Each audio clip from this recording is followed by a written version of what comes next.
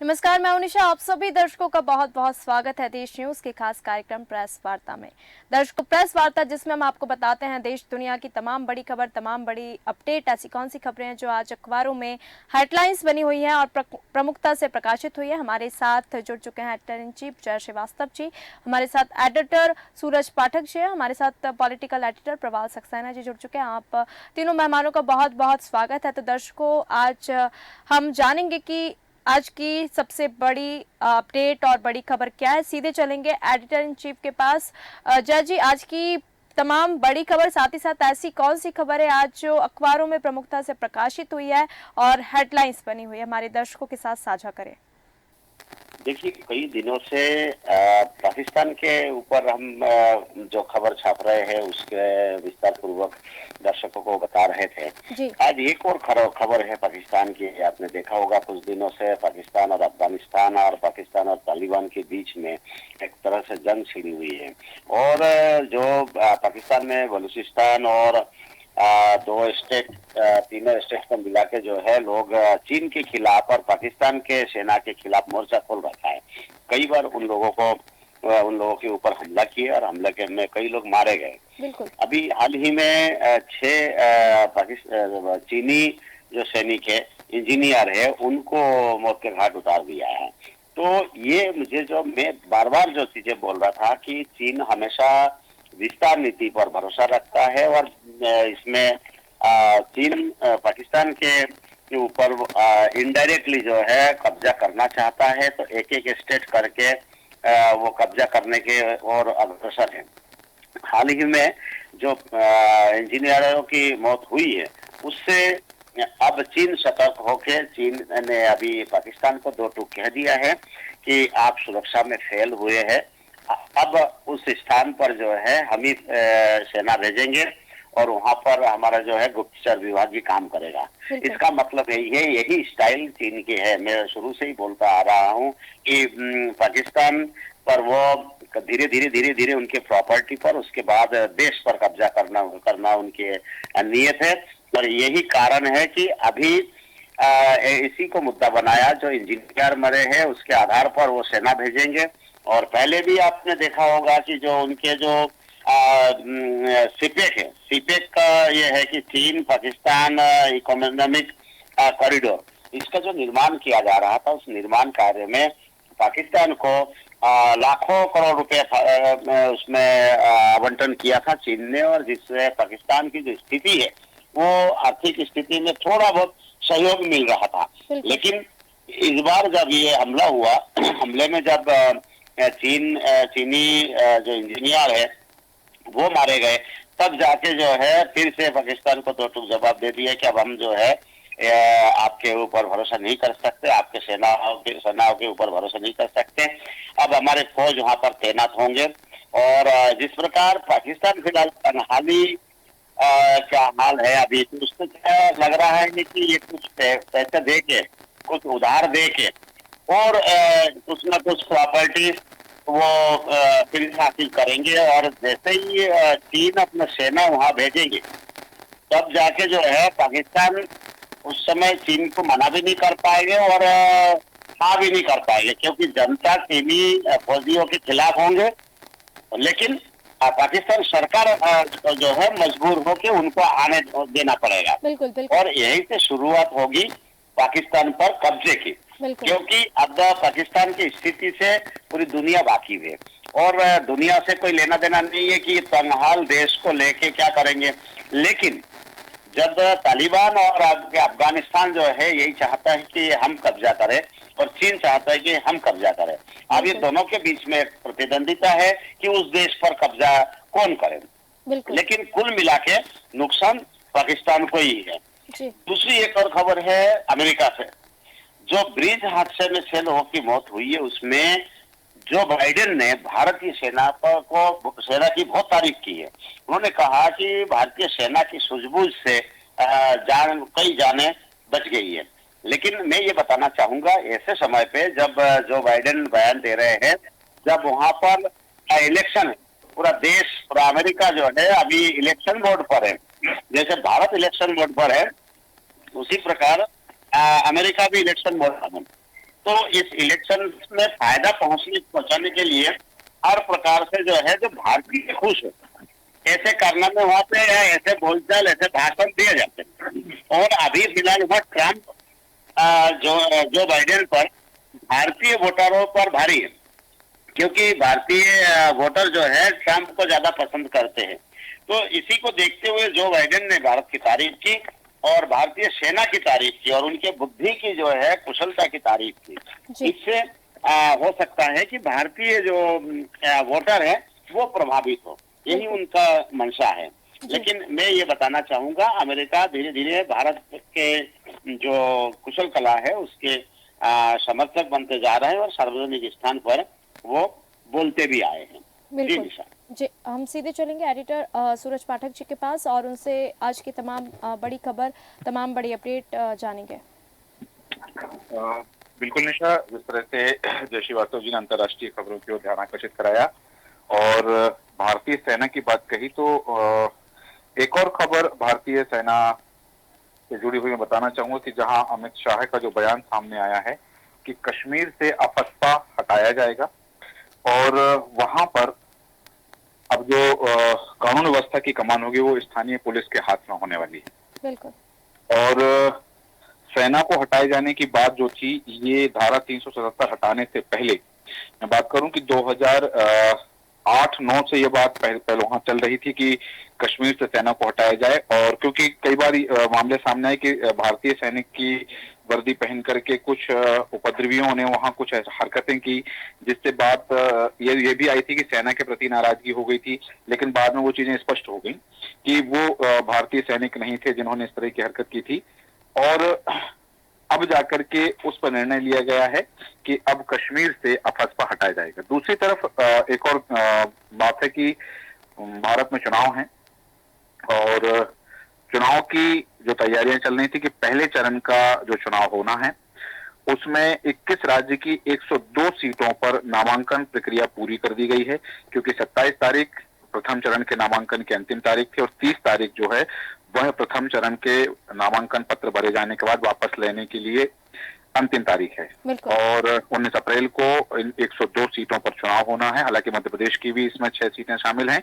यहां मैं बताना चाहूंगा कि इन 102 सीटों में से 77 सीटों पर भारतीय जनता पार्टी ने अपने प्रत्याशी उतारे और 57 सीटों पर कांग्रेस ने प्रत्याशी उतारे। बाकी सीटों पर गठबंधन के जो स्थानीय दल हैं उन दलों ने अपने अपने प्रत्याशी उतारे हैं और उनको समर्थन दिया गया है। एक बात जरूर मैं यहाँ उल्लेख करना चाहूंगा कि जिस तरह से सीटों की हम बात कर रहे हैं कि नामांकन प्रक्रिया पूरी हो गई है प्रथम चरण की, यहाँ महाराष्ट्र में एक अलग थोड़ा सा सिनेरियो देखने के लिए मिल रहा है, क्योंकि जैसा कि हमने देखा था कि सीटों के बंटवारे को लेकर जो कश्मकश चल रही थी और जो टकराव हम देख रहे थे विपक्षी गठबंधन में, तो वो अब और स्पष्ट हो गया है महाराष्ट्र में। क्योंकि बंगाल में भी जहां एक तरफ बात हो गई थी, टीएमसी ने अपने प्रत्याशियों की घोषणा कर दी थी, पंजाब में बात हो गई थी और अब महाराष्ट्र में भी होगी, क्योंकि लोकसभा सीटों के बंटवारे को लेकर के पहले पश्चिम बंगाल में टकराव देखा गया, फिर पंजाब में देखा गया और महाराष्ट्र में ये जो टकराव देखने मिला, क्योंकि महाविकास अघाड़ी जो है उसमें जो शिवसेना शामिल है यूबीटी वाली, उसने 17 उम्मीदवारों की पहली सूची जारी कर दी है और वंचित बहुजन अघाड़ी के जो प्रमुख हैं प्रकाश आंबेडकर, उन्होंने राज्य की 8 सीटों के लिए उम्मीदवार घोषित कर दिए हैं। अब शिवसेना यूबीटी के प्रत्याशियों में अनंत गीते और अरविंद सावंत समेत 5 मौजूदा सांसद शामिल हैं। यहाँ जिस तरह से घोषणा की गई है तो कांग्रेस अब इसमें नाराजगी दिख रही है कांग्रेस की, क्योंकि वहां सीटों के बंटवारे को लेकर के पहले जो बात सामने आई थी कांग्रेस और शिवसेना को लेकर के, गठबंधन को लेकर के, वो उन बातों को लेकर के उस सामंजस्य और समन्वय से इतर यह घोषणा की गई है प्रत्याशियों की, तो ये कहीं ना कहीं कांग्रेस के लिए बड़ा झटका है। दूसरी तरफ आम आदमी पार्टी को भी एक झटका मिला है पंजाब से, क्योंकि पंजाब में आम आदमी पार्टी के एकमात्र सांसद थे और जालंधर से सांसद थे सुशील कुमार रिंकू, उन्होंने भारतीय जनता पार्टी की सदस्यता ले ली और अब वो भारतीय जनता पार्टी में शामिल हो गए हैं। संभावना है कि वो भारतीय जनता पार्टी की टिकट पर इस बार चुनाव लड़ सकते हैं। तो आम आदमी पार्टी को पंजाब में एक बड़ा झटका मिला है। जी निशा। जी बिल्कुल, हम सीधे चलेंगे पॉलिटिकल एडिटर हमारे साथ प्रवाल सक्सेना जी जुड़े हैं, क्योंकि कांग्रेस की 8वीं लिस्ट आ चुकी है और बीजेपी ने भी अपनी 7वीं लिस्ट जारी कर चुकी है और लोकसभा चुनाव का जो है शंखनाद हो चुका है। प्रथम चरण के चुनाव भी जल्दी होने वाले हैं और कांग्रेस और बीजेपी में लगातार क्या बड़ी खबरें हैं जो सुर्खियों में हमारे दर्शकों के साथ साझा करें। देखिए, जो मध्य प्रदेश के अंदर कांग्रेस ने जो शिवराज सिंह के खिलाफ विदिशा में पूर्व सांसद जो है वो प्रताप भानु शर्मा को उतारा है, बिल्कुल इसी तरह हम दमोह में देखें तो लोधी बाहुल्य क्षेत्र है, वहां से जो है एक लोधी को ही उतारा गया है और दमोह से जो बंडा के पूर्व विधायक हैं सरवर लोधी को टिकट दिया गया है। तो इस तरह हम कह सकते हैं कांग्रेस ने विदिशा से पूर्व सीएम शिवराज सिंह के सामने पूर्व सांसद प्रताप भानु शर्मा को लोकसभा उम्मीदवार बनाया है। वहीं गुना से ज्योतिराज सिंधिया के सामने राव यादवेंद्र सिंह को उतारा है। बिल्कुल दमोह सीट से बंडा के पूर्व विधायक सरवर लोधी को टिकट दिया गया है। मैं आपको बता दूं निशा, प्रताप भानु शर्मा 1980 और 1984 में विदिशा सीट से सांसद रह चुके हैं। प्रताप भानु विदिशा लोकसभा से कांग्रेस की जीत दिलाने वाले एकमात्र नेता है। विदिशा सीट पर अब तक हुए एक उपचुनाव समेत 16 चुनाव में प्रताप भानु के अलावा किसी कांग्रेसी को जीत नसीब नहीं हुई है जी। यह लंबे समय शिवराज सिंह चौहान से यहाँ सांसद रहे लगातार और एक बार यहाँ से अटल बिहारी वाजपेयी जो पूर्व प्रधानमंत्री थे वो भी चुने गए थे। बिल्कुल वहीं राव यादवेंद्र सिंह भाजपा के पूर्व कद्दावर नेता रहे। बिल्कुल स्वर्गीय देशराज सिंह यादव के बेटे हैं और वर्तमान में जिला पंचायत सदस्य है। उनकी पत्नी और एक भाई भी जिला पंचायत सदस्य है। मैं आपको बता दूं विधानसभा चुनाव से पहले ही राव यादवेंद्र सिंह ने भाई अजय यादव और मां भाई साहब यादव के साथ भाजपा छोड़कर कांग्रेस का दामन थाम लिया था जी। लेकिन एक माह पहले उनकी मां का भाई साहब यादव और भाई यादव अजय यादव फिर से भाजपा में लौटाए, लेकिन यादवेंद्र सिंह कांग्रेस से जुड़े रहे। तो इस तरह उनकी पारिवारिक अगर पृष्ठभूमि देखें तो ये कांग्रेस भाजपा दोनों से मिले जुले हुए। और अभी भी जो है मध्य प्रदेश में कांग्रेस की 3 जो है शीशे होल्ड की गई हैं जी।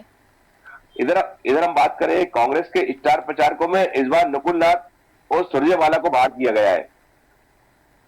हालांकि कांग्रेस ने जो है उनको छिंदवाड़ा से प्रत्याशी बनाया है, लेकिन स्टार सूची में उनका नाम नहीं है जी। ये भी एक चिंता का कार्यकर्ताओं में बात है जी। एक और खबर जो बड़ी खबर है, होटल जेनुआ के जो मालिक है नादिर राशिद ने खुदकुशी कर लिया।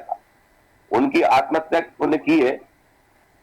72 वर्षीय नादिर राशिद गोली मारकर जो है वो अपने घर में मृत पाए गए हैं।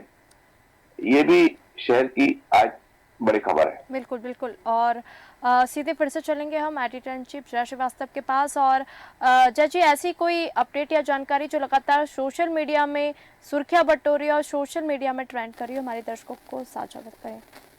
देखिए, एक खबर है जो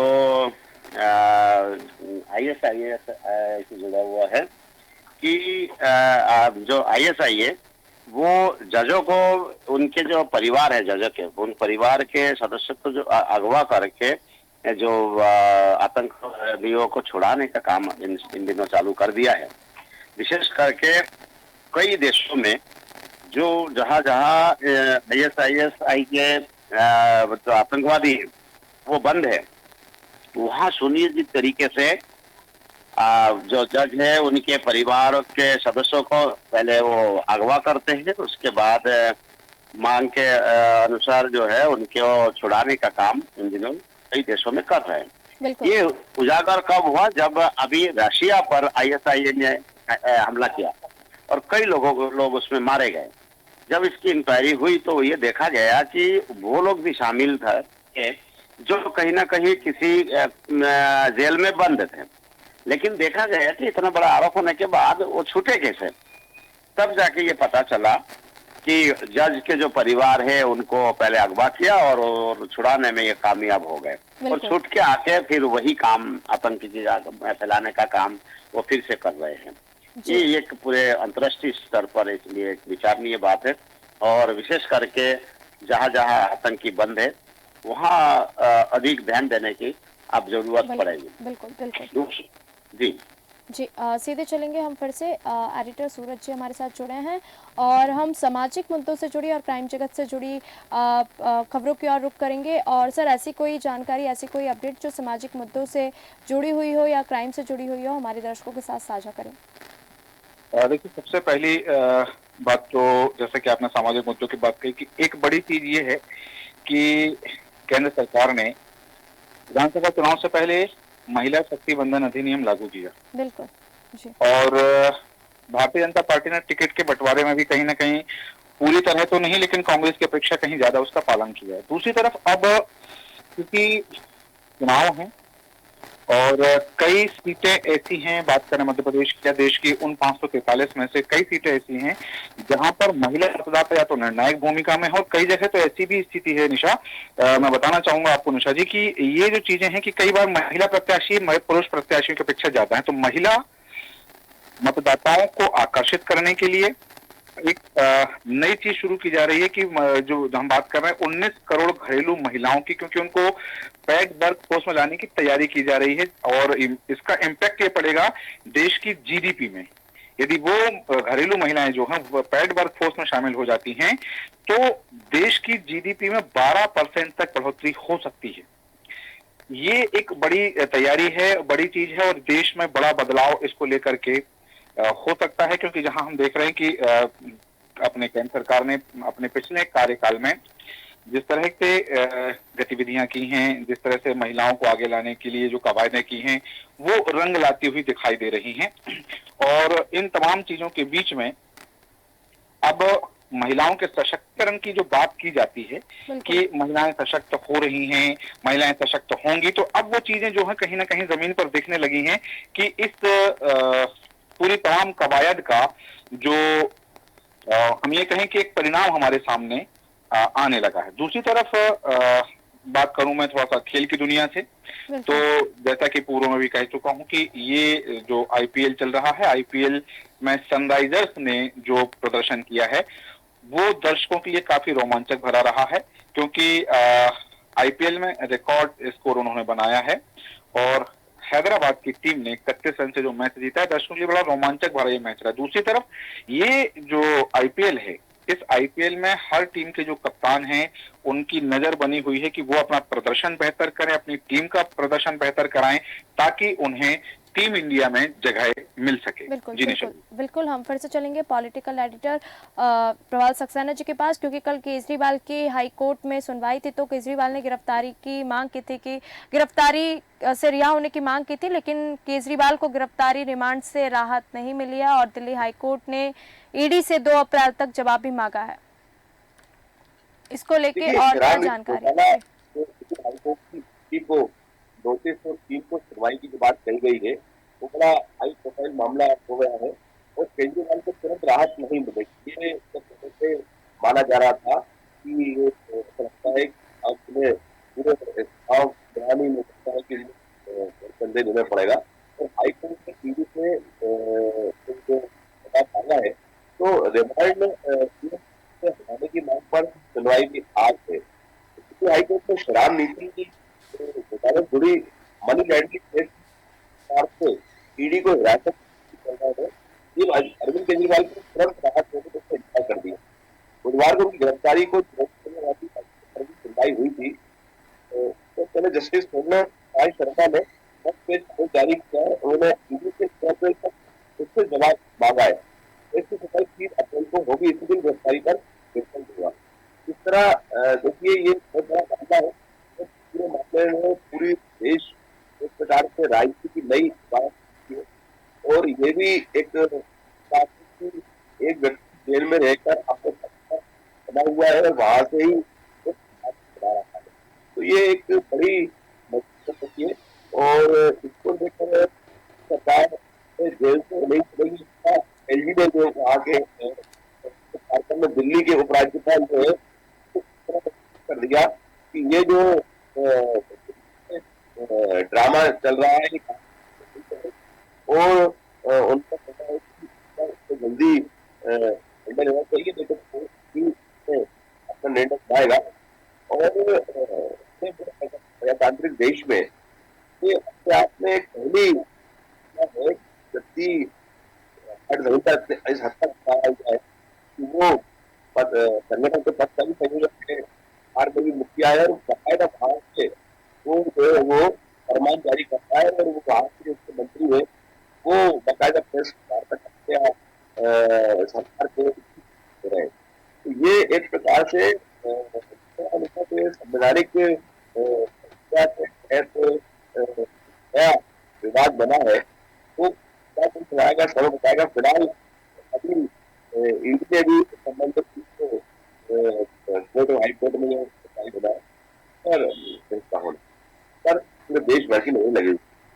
जी जी प्रवाल जी, बहुत बहुत धन्यवाद हमारे साथ जुड़ने के लिए। सूरज जी, आपका भी बहुत बहुत धन्यवाद हमारे साथ जुड़ने के लिए। हमारे साथ जय श्रीवास्तव जी जुड़े थे, जिन्होंने तमाम जानकारी, तमाम अपडेट पहुंचाई। तो दर्शकों, आज प्रेस वार्ता में हमने तमाम बड़ी खबर, तमाम बड़ी अपडेट, अंतर्राष्ट्रीय खबरें, राष्ट्रीय खबरें, खेल जगत से खबरें और सामाजिक मुद्दों से जुड़ी, साथ ही साथ चुनावों से जुड़ी तमाम जानकारी आप तक पहुँचाई। प्रेस वार्ता में फिर मिलेंगे नई खबरों के साथ, नई सुर्खियों के साथ। देखते रहिए देश न्यूज़। नमस्कार।